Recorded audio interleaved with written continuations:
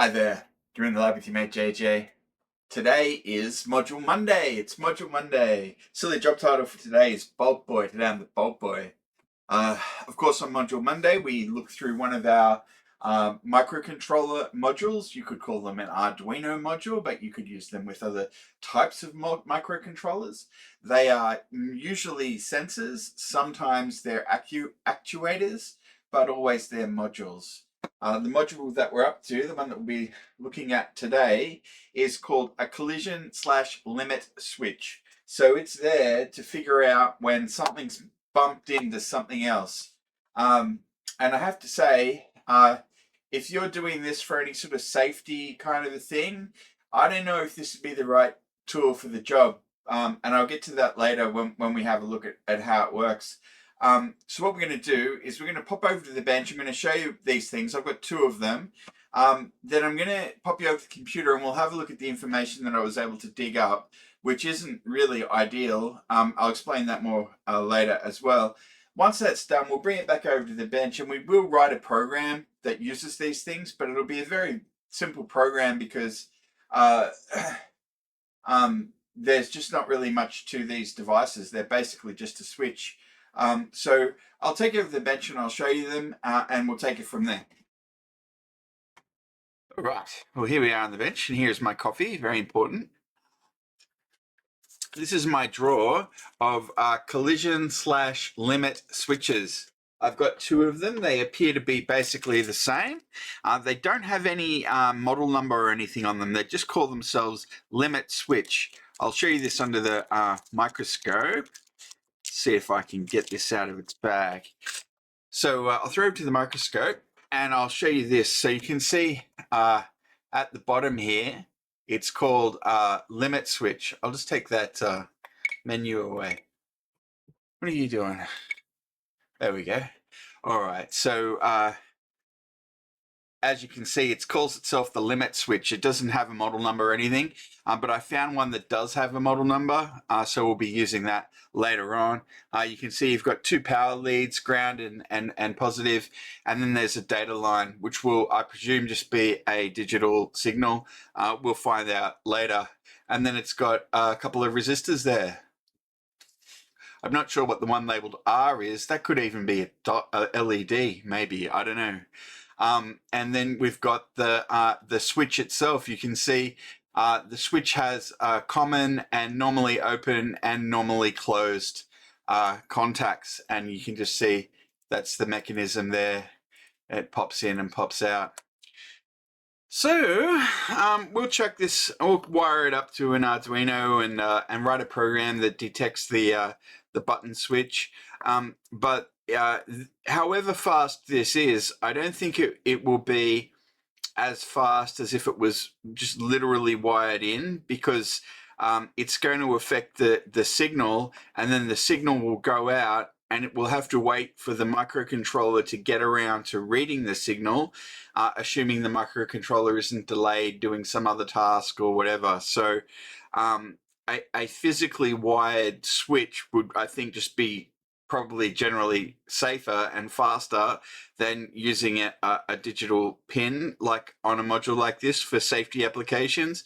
But I don't have a lot of experience with such things, so this might be fine for your toy remote control car that doesn't move very much, but you probably don't want to be using it in a car, for instance, or somewhere that the stakes are a bit higher.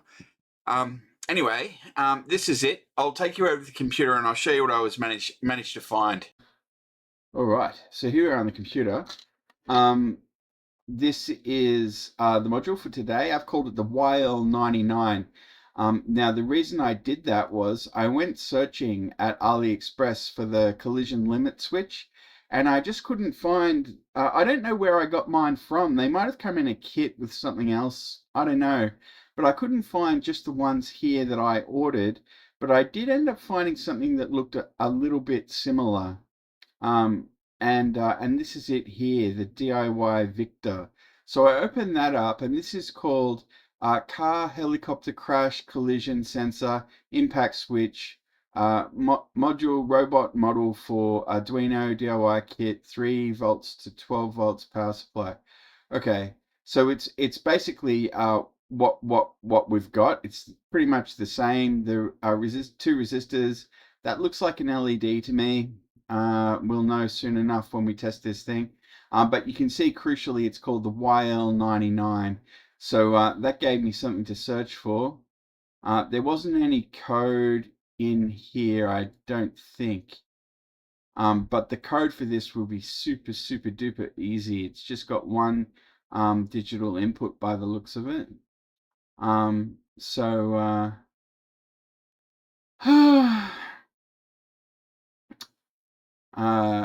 anyway, we won't go into detail here. The link to this page will be in the show notes if you're interested. I searched for the YL-99 collision sensor. These images I got back look about right.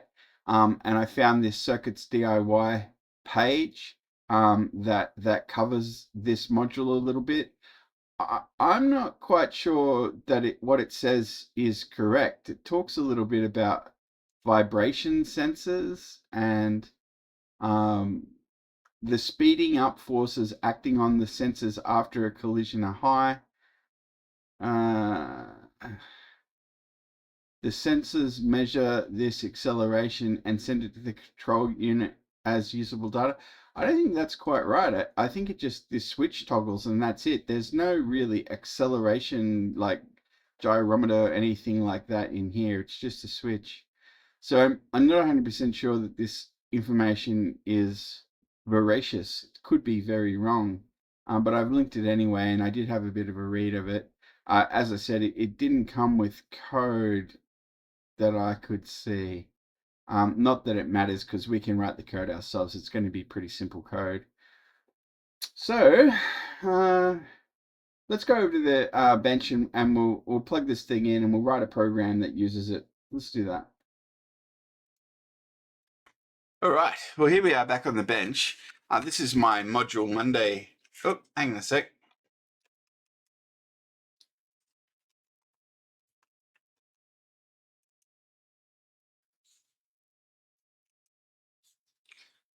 Sorry about that. I think I pressed print screen. I just messed up. So as I was saying, I was trying to show you, this is my Module Monday box. It's got the bits and pieces that I use when I'm doing a Module Monday video. I probably need to upgrade this to a bigger box. Today we'll be using this Arduino Uno. I don't think it's a legitimate Uno. I think it's some sort of a knockoff. Yeah, this one comes from Lonely Binary. Lonely Binary. I don't know if they're still in business. So we need female to male. Let's see how we go. There's female to male and female to male. And we need something for our signal. How about this? Yep, that'll do. All right, 3 wires, that's enough. Let's just take that out. We won't be needing that just now. Oh, we're going to need the other one. I wonder what I've done with it. It's probably in here. Yep, there it is. So that's just a USB-C to USB-B for this jobby here. All right. So we won't plug the power in yet. We'll wire it up first.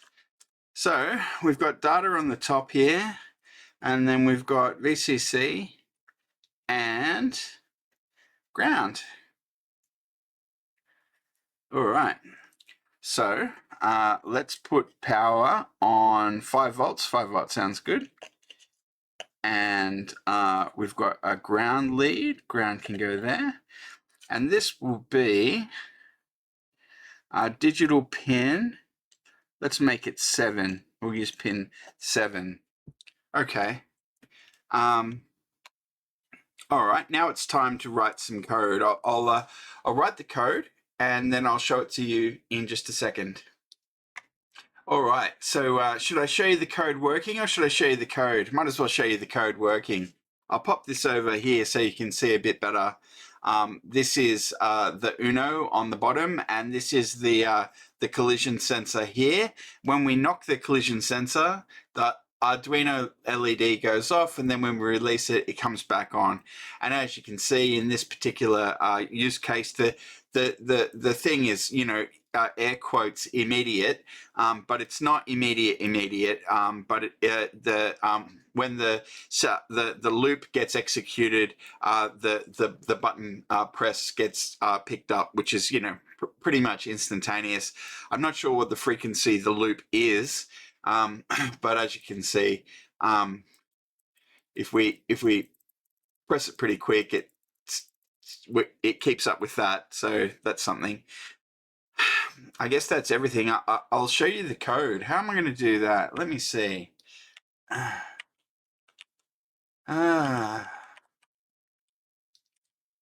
Oop, that's not what I wanted to do.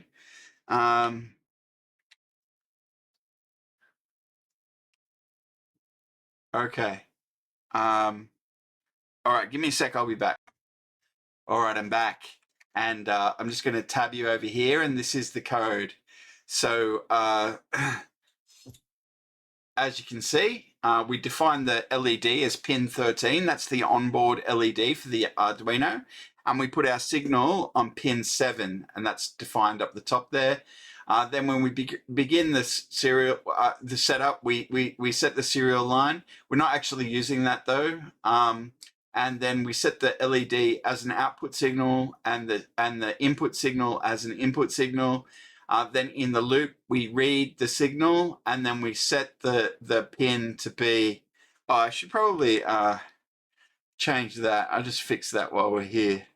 I mean, it works, but we should probably use the name that we've given it. So that's it.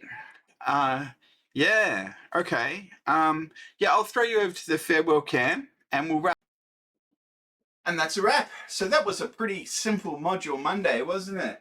Basically, our module is a switch. It's a switch with a little bit of smarts on it. Oh, by the way, that I'll throw you back over just quickly. I'll point out one feature that I didn't mention. So just back over here on the bench, I didn't point this out earlier, and perhaps I should have. The board has a LED on it to indicate when the switch is closed as well. So you see that the LED on the board is the opposite of the LED on the Arduino.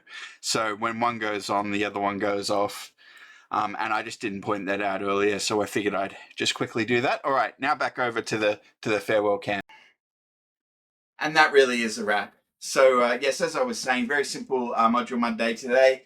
Basically a switch, a collision/limit switch. I don't know where I got mine from. Somewhere they might have come with a kit or something, I don't know. I couldn't find the very ones that I've got here. I don't think I purchased them separately on AliExpress. I think they must have been in a kit of some kind. I found the YL-99, very similar by the looks of it. So if you're interested in these, be sure to check them out. Just a little caveat around this safety aspect of these. I don't know if they're really meant for like serious collisions like cars and stuff like that. I don't know if you'd use these hobbyist little dinky die things for that use case. But if you're doing that kind of designing, you don't need to hear from me about such things. So that's the end of this video. I hope you enjoyed this video. Thanks very much for watching, and please remember to hit like and subscribe.